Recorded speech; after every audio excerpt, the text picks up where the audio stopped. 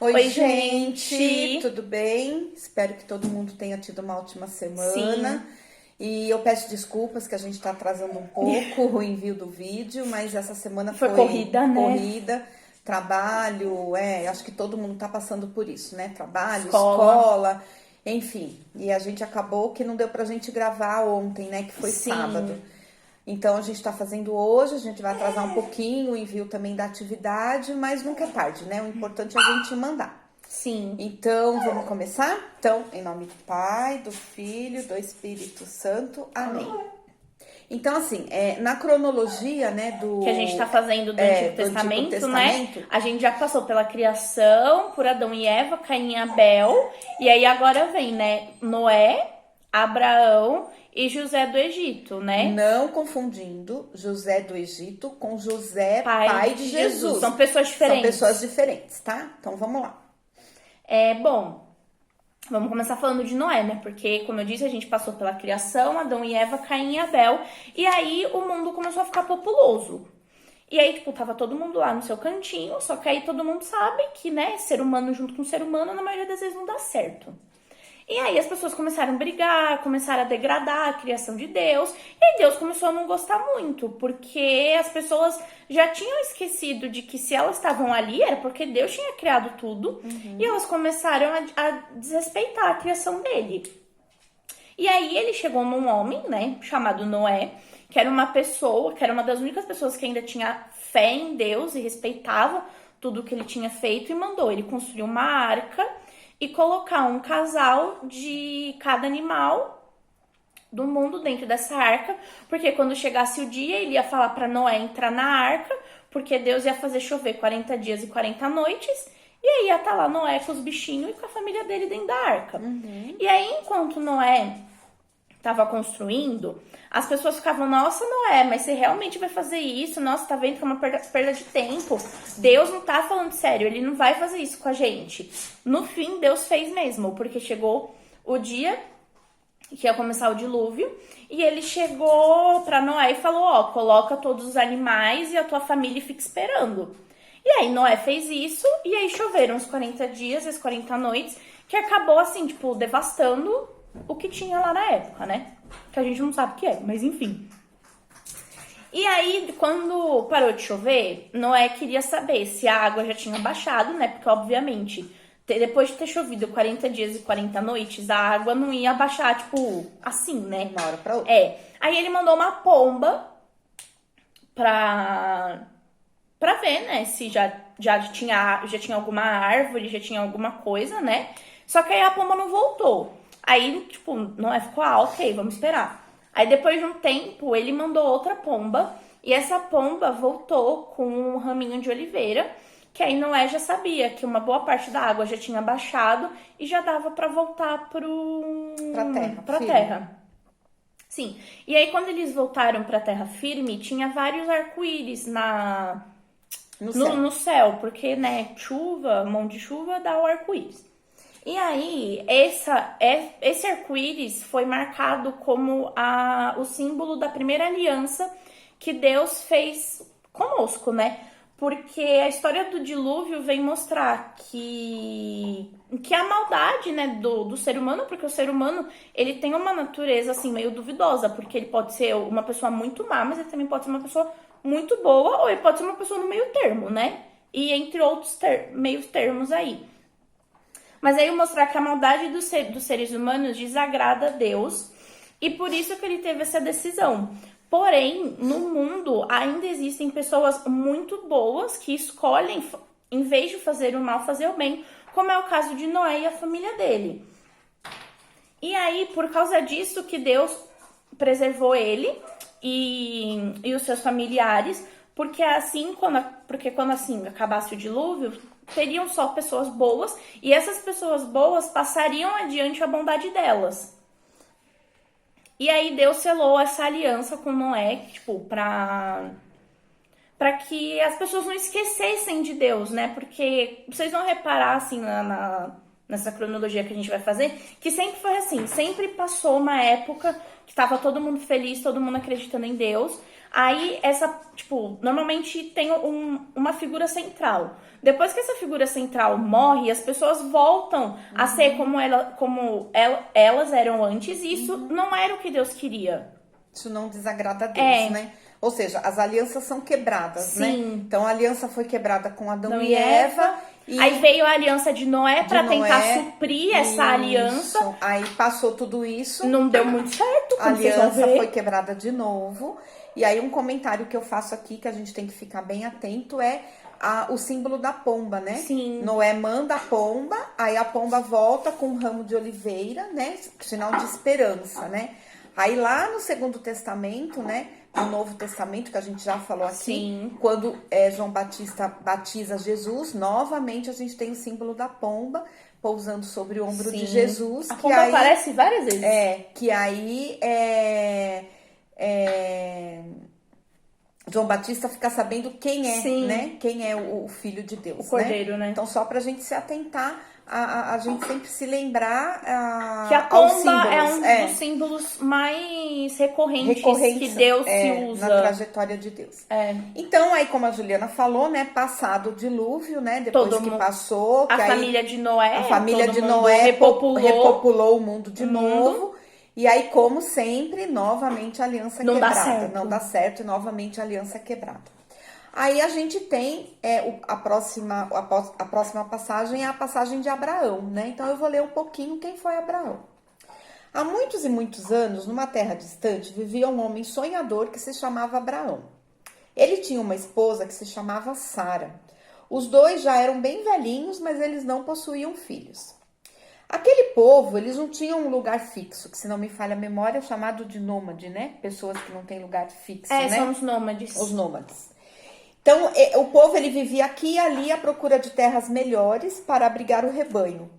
Quando acabava a pastagem num lugar, eles levavam o rebanho para outro e assim eles iam vivendo. Mas Abraão era um homem sonhador. Ele não se conformava e vivia pensando em buscar uma vida melhor. Abraão conversava com Sara e dizia que tinha uma grande vontade de melhorar de vida e encontrar uma terra melhor para criar o rebanho.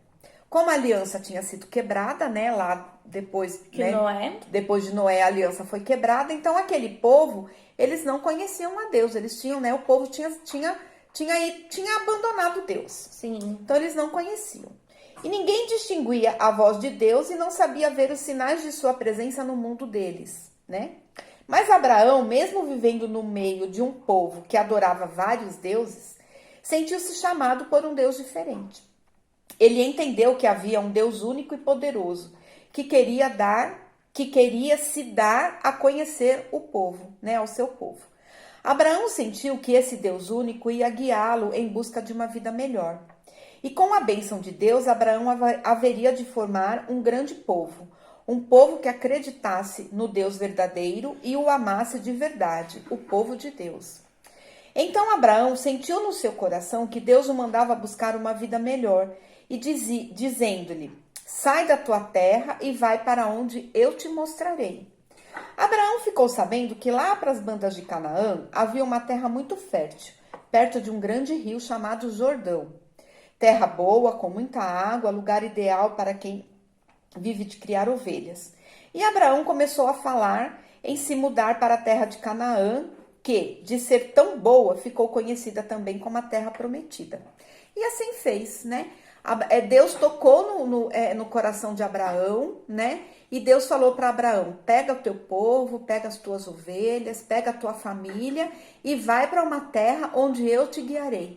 Só que o povo, né, como sempre, o povo falava: nossa, Abraão, mas essa terra a gente nem sabe onde é, né? Como que a gente vai para um lugar que a gente não conhece? Mas Abraão teve fé, né? Abraão falou: não, Deus vai guiar a gente até essa terra prometida. E foi o que aconteceu. Ele partiu em viagem, juntamente com sua esposa e alguns parentes, né? E lá foram todos em busca de uma nova terra e uma vida melhor. E Deus foi guiando Abraão e sua comitiva naquela longa viagem. Deus gostou da atitude de Abraão, porque ele não se acomodou. Ele tinha um sonho, queria uma vida melhor e foi à luta. Abraão ficou conhecido como pai da fé. Ou patriarca, né? porque foi o primeiro a acreditar no Deus único e ir atrás do seu sonho, confiando na ajuda de Deus. Não demorou muito e Sara ficou esperando um filho, né? Ou seja, Deus deu um presente a Abraão e a Sara. Como eu falei lá no começo, né? Eles já eram um casal com uma idade bem avançada. E isso, quando eu falo bem avançada, é bem não mesmo. Não é tipo uns 60 anos. Porque assim, no Antigo Testamento tem relatos de pessoas que viveram quase até os 1000 anos, né? Então, quando fala idade avançada, Sara e Abraão já devia ter uns 100 e pouquinhos isso, anos. Né? E Deus deu um presente àquele casal, né? Ele concedeu uma gravidez a Sara e ela teve um filho, né? E eles colocaram o nome de Isaac. Só que Deus, né? Deus falou assim, bom, ele já tinha experiências anteriores, né? Ele falou, bom, até agora Abraão foi firme na sua fé. Mas será que ele vai continuar? Mas será que ele vai continuar sendo? Então Deus colocou a fé de Abraão à prova de novo, né? E aí é a passagem da Bíblia que eu vou ler, que é a passagem onde Deus fala para Abraão oferecer o seu único filho, Isaac, ao sacrifício. Então, vamos lá. Abraão oferece Isaac para Deus. Aí fica de lição de casa para a gente procurar a passagem que fala sobre Isaac. Sim. Tá lá no livro de Gênesis, tá? É Gênesis, capítulo 21 e 22. Então, Deus foi bom para Sara. Ele cumpriu o que prometeu e Sara teve um filho. Abraão chamou seu filho de Isaac.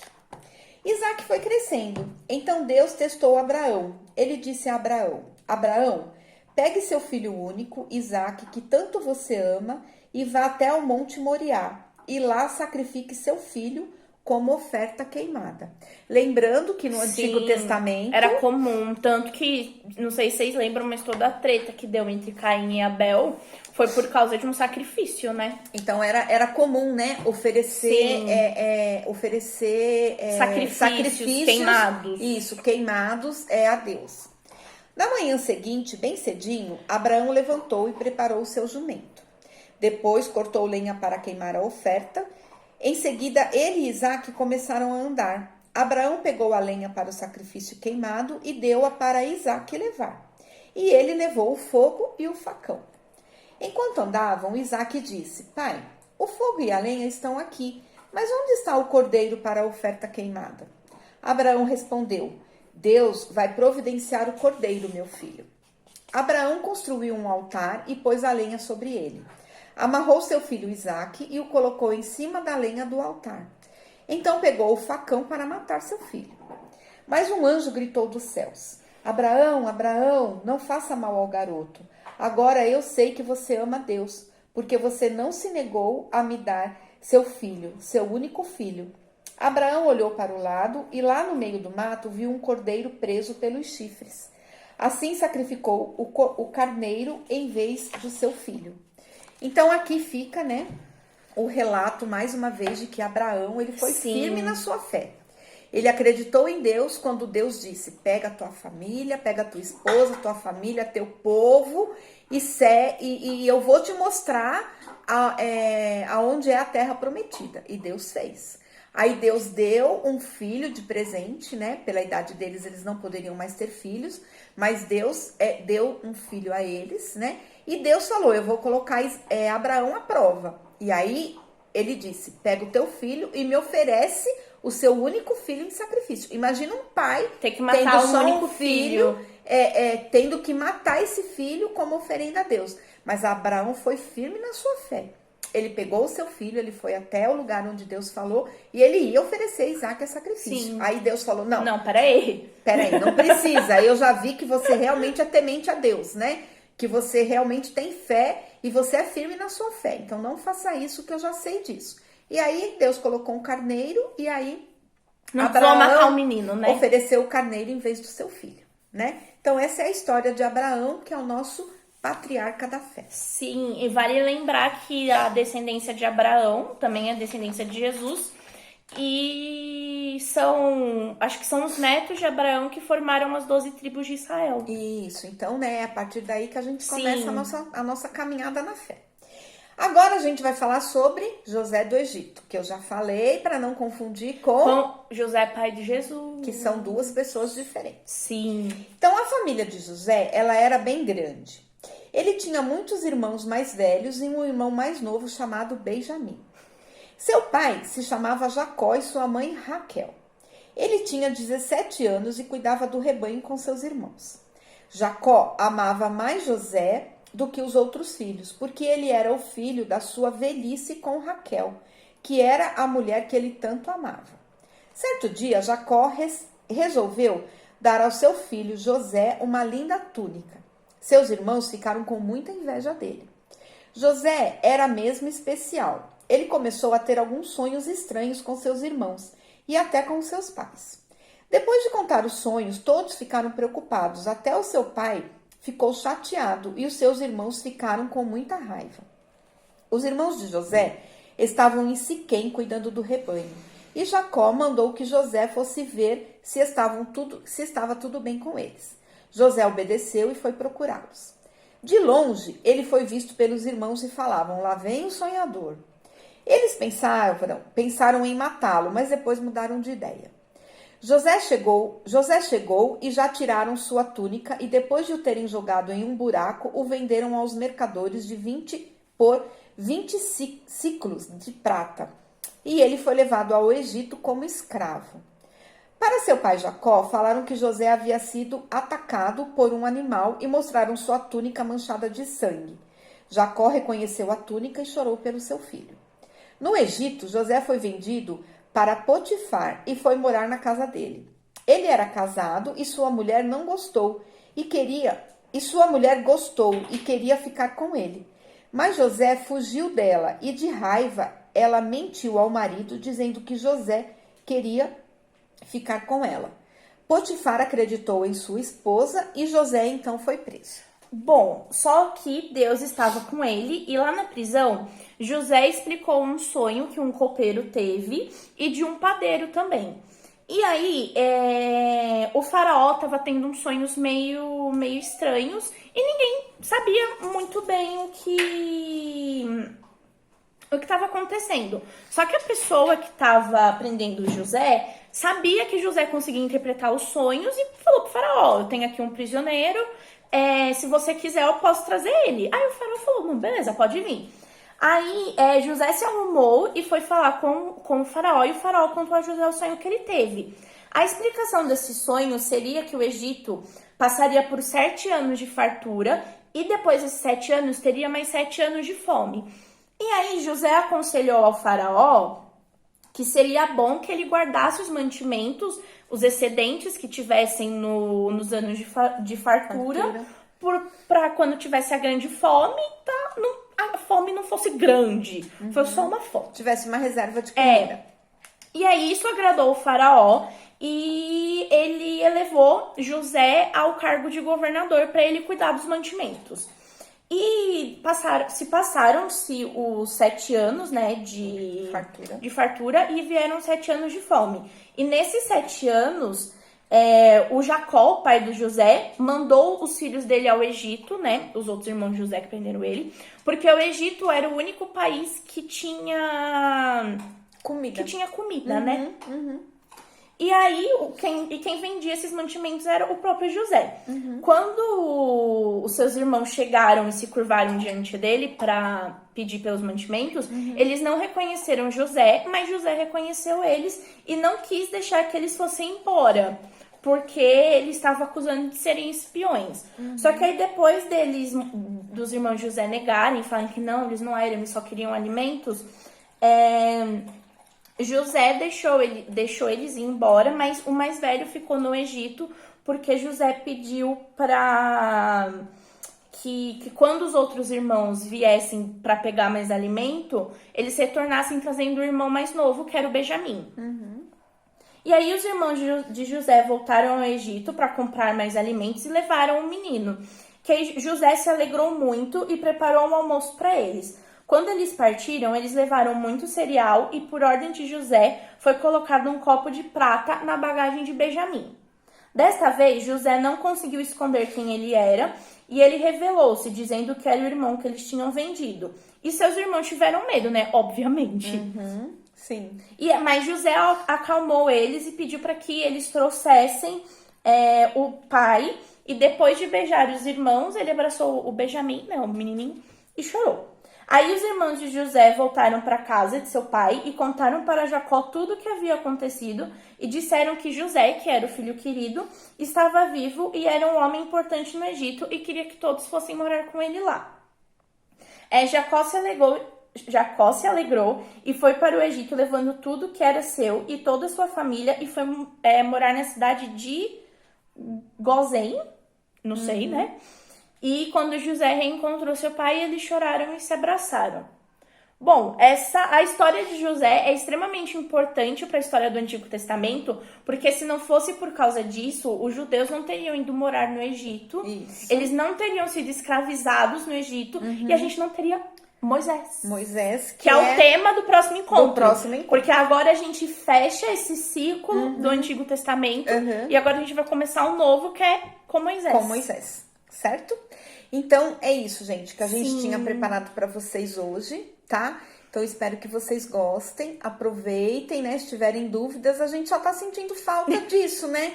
Se vocês têm alguma dúvida, vocês perguntarem pra gente, tá bom? Sim. Mas a gente tá muito feliz, né?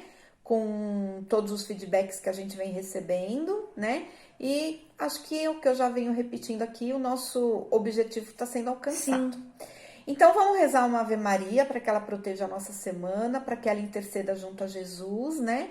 A Deus, a Jesus, para que ele, né, interceda por nós e que a gente tenha uma semana abençoada aí de muito trabalho, muito estudo, né? Que tudo dê certo e muita saúde. Sim. Que hoje o que mais importa, né, gente, é a gente ter saúde, né? Então, vamos lá? Ave Maria, cheia de graça, o Senhor é convosco. Bendita sois vós entre as mulheres, bendito é o fruto do vosso ventre, Jesus. Santa Maria, Mãe de Deus, rogai por nós, pecadores, agora e na hora de nossa morte. Amém. Então, nós estamos e estaremos sempre reunidos em nome do Pai, do Filho e do Espírito Santo. Amém. Tchau, gente. Boa Beijo. semana. Beijo.